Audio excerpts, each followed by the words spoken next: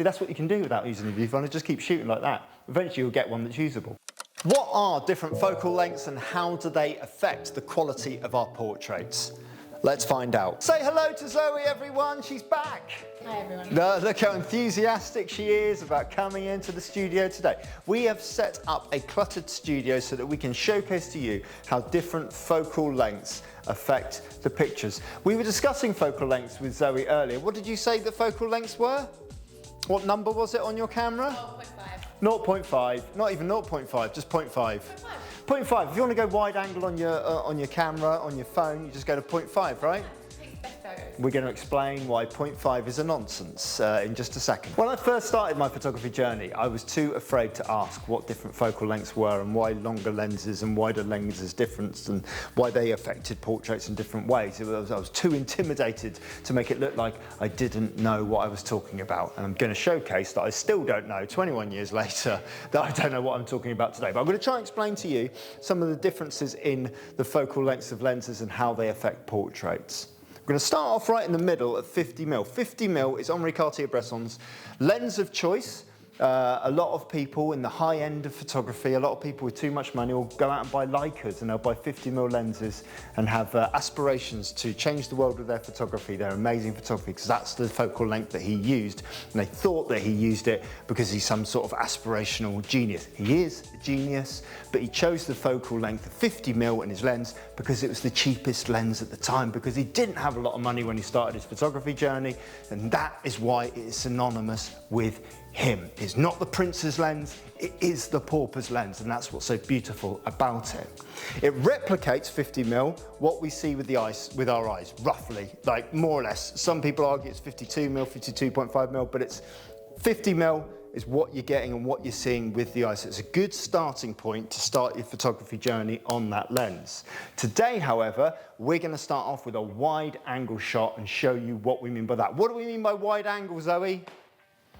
View. A wider view. It gives us a wider perspective of what we see, so it broadens everything out. So my eyes, when I look at the scene at the moment, can really just about catch the ends of these whiteboards that we've set up. A wide angle will be able to see way beyond that and way wider than that, and maybe pinch the middle of the picture as well to create some distortion there. We're just going to see how that affects now.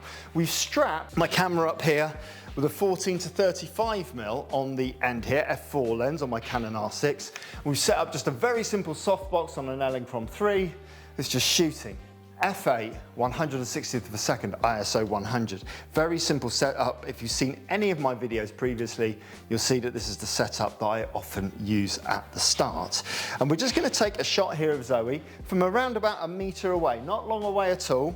And we're going to set our lens all the way to the widest angle at 14 to really exaggerate the wide angle features here. With all of this in the background, Zoe's going to pull a nice little pose in there. And in 3, 2, I'm not even using the viewfinder.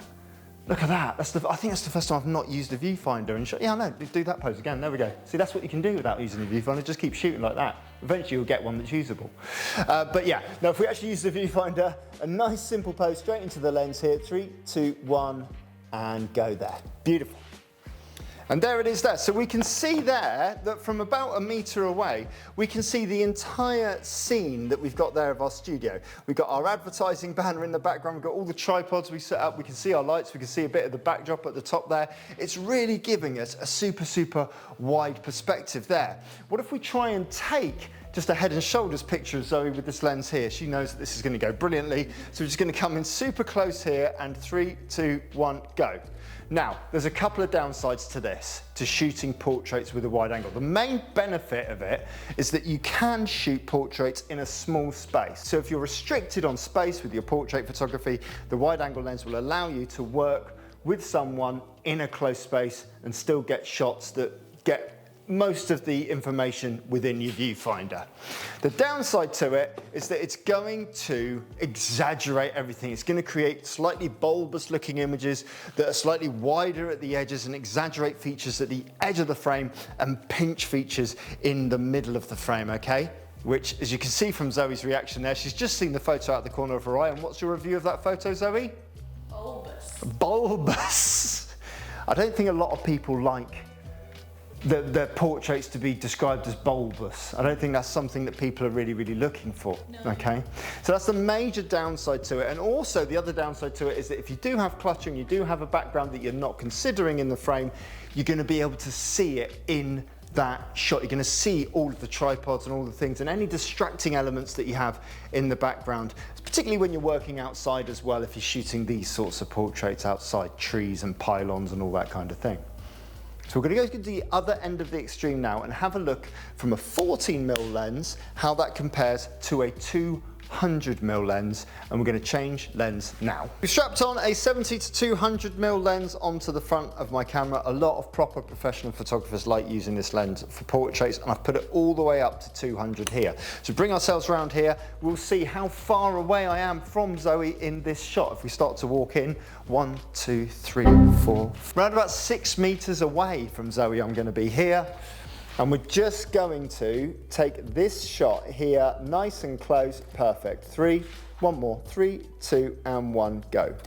Beautiful shot there, nice and simple, straight down the middle of the lens, and we filmed the frame. So only those two distracting elements, those two blocks, the ladder and the block, which are actually framing the portrait in a way anyway. And we've actually got an image that looks more like Zoe. Right? That looks more like your face. A 200mm lens will compress the facial features and it'll also compress all of the information in the background to create a more controllable composition within the frame. But you do need a massive amount of space to work with it from there. So what happens when we go in between the two lenses? Go from all the way up from a wide angle lens to all the way up to a close telephoto lens. What happens if we go right in the middle? Let's go all the way to Henri Cartier-Bresson and let's choose the 50mm lens and see how we can create a portrait with that.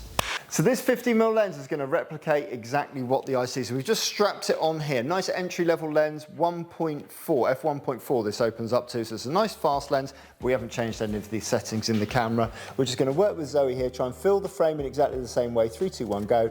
And now we've created a portrait that doesn't compress the features like the telephoto lens, doesn't exaggerate the features like the wide angle lens did. It gives us a portrait that resembles most closely what we see with our eyes. And look how amazing Zoe looks there.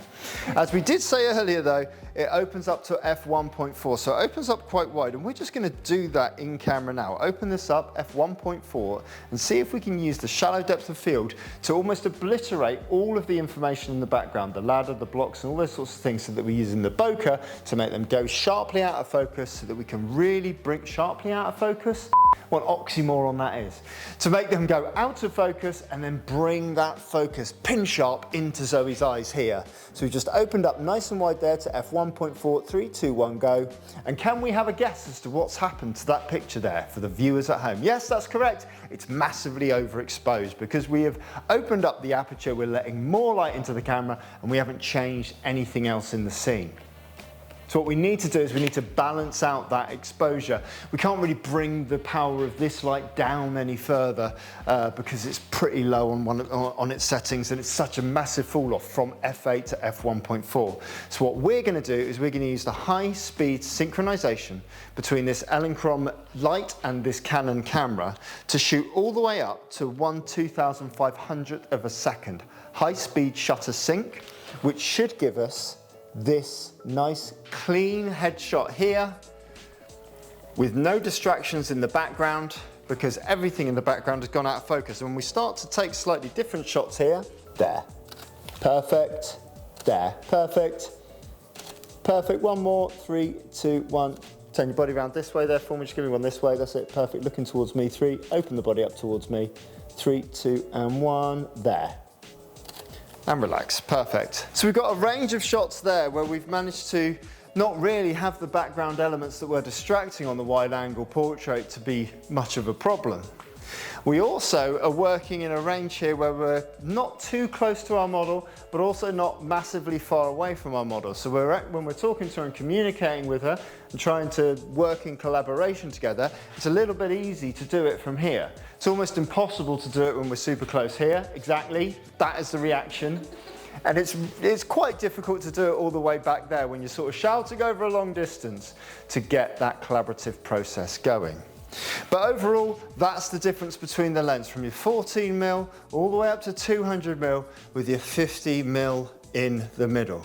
As I always say in photography, there's no right or wrong in terms of what you're trying to achieve in portraiture. There's just cause and effect, and there's cause and effect of different lens choices and different focal lengths, and trying to work out which the best lens is for your situation and which the best lens is for your artistic direction is the key to unlocking your superpower in photography. Zoe, James. how have you enjoyed this session?